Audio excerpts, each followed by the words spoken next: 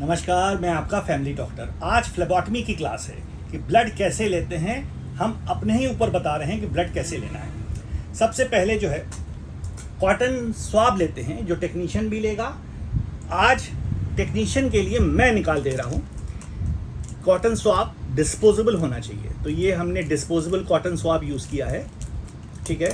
और इसको हमने इसको डस्टबिन में फेंक दिया और ये मैंने स्वाब इसका निकाला। इसका जो आउटर कवर है ये डस्टबिन में डाल दिया। अब हमने ये टेक्नीशियन को देंगे। अब ये हमारे बांधेंगे टॉर्निके।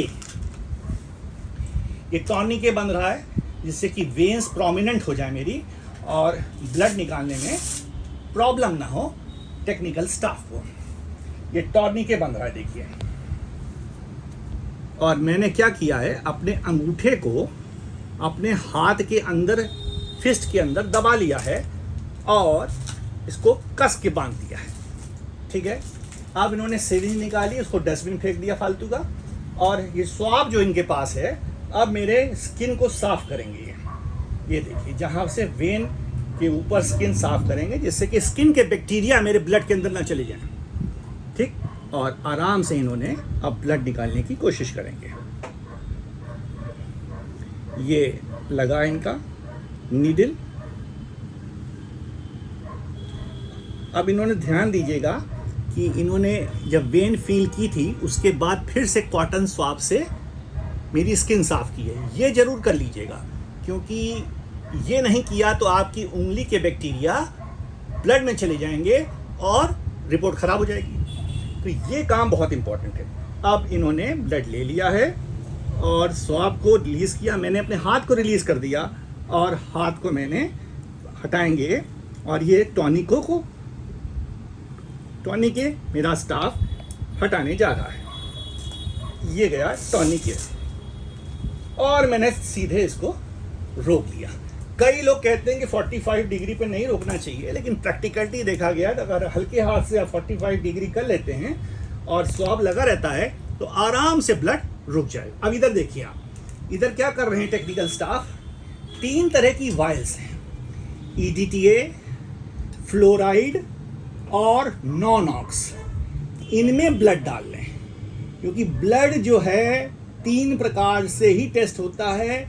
एक कोआगुलेटेड ब्लड चाहिए, एक ब्लड शुगर को बचाते हुए फ्लोराइड का वायल चाहिए और एक EDTA चाहिए जिसमें हम सेल्स की मॉर्फोलॉजी को बचा ले जाते हैं। तो 3 तरह के वायल्स यूज़ हुए, तीनों के रंग अलग अलग हैं। और इसमें ज़रा सी एक खास बात, आपको एक ऐसी टेक्निकल बात बताने जा रहे हैं कि आपको मज़ा आ जाएगा। आजकल जो डायबिटीज़ का इलाज चलता है वो फास्टिंग पीपी पे नहीं कर रहा है, वो किस टेस्ट पे चलता है, HbA1c पे चलता है, यानी कि ग्लाइकोसिलेटेड हीमोग्लोबिन पे चलता है। ये एक हीमोग्लोबिन है जिस पे ग्लूकोज के मॉलिक्यूल्स टैग हो जाते हैं, यानी कि अगर HbA1c नापना है तो हमें EDTA वायल में ब्लड लेना होगा। अगर आपका कोई भी जानने वाला या टेक्निकल आदमी फ्लोराइड वायल में ब्लड ले रहा है और EDTA में नहीं लिया है तो समझ लीजिए ये बहुत बड़ा आपके साथ धोखा हो गया है। क्या होगा कि वो ब्लड शुगर नापेगा, वो नॉर्मल आ जाएगी तो HbA1c नॉर्मल छाप देगा, जबकि ऐसा नहीं होता। तो सावधान। मैं आपको इतना बड़ा एक रामबाण ट्रिक बता दी, अलादीन का चिराग बता दिया। HbA1c नापते समय जो हीमोग्लोबिन होता है, HbA1c जो शुगर भी डिसाइड करता है और इम्पेयर्ड ग्लूकोज टॉलरेंस भी डिसाइड करता है, बहुत सारी बीमारियों को भी पकड़ता है, उसको कौन से वाले में लिया जाता है, फ्लोराइड में नहीं, EDTA में। तभी टेस्ट होगा, अन्यथा शुगर नाप के रिपोर्ट नॉर्मल छप जाएगी और आपका बहुत बड़ा नुकसान हो जाएगा। ये ध्यान रखिएगा। जय हिंद, नमस्कार।